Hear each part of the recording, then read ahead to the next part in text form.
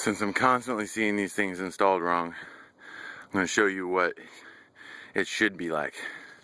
So you've got a roof vent. This is for your attic, and on these it'll say not to nail or staple these in the field or in the flange down in here.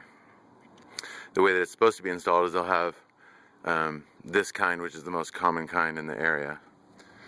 It will have 3 holes, and the best thing to do is to install them with compression head nails, or the kinds that have the washers underneath the heads, like these do.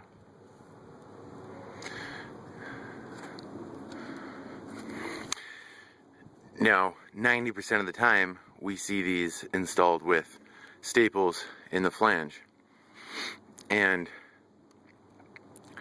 we write them up as being installed incorrectly, partly because the manufacturer says, and it usually says it right on the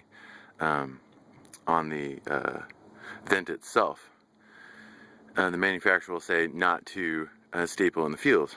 So, you know, the manufacturer is the one which dictates how it's supposed to be installed. But 90% of the time we'll see it stapled in the field, and we'll get a lot of resistance from roofers. But what roofers don't see is, you know, their job is to come in and to put a roof on. After many years, we see roofs that are 1 year old, 2 years old, 10 years old, 15, 20, 25, or more. And we see oftentimes these crack, like if they're nailed or particularly stapled in here, they'll oftentimes crack when this expands and contracts in heat and cold. And the crack will oftentimes go up underneath this, and then when rain comes down, it'll get into that crack, and then it'll oftentimes leak into the attic.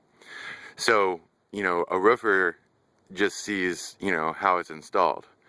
We see how it lasts, and we see it hundreds and hundreds and hundreds of times a year. We do, you know, anywhere from 1,000 to 1,300 inspections every year. So that is why it's written up, is because it can oftentimes, and does oftentimes, crack and lead to leaks. It's very simple. You've got holes here. The roofer should use them, because that's what it says on there. That's how it's supposed to be installed.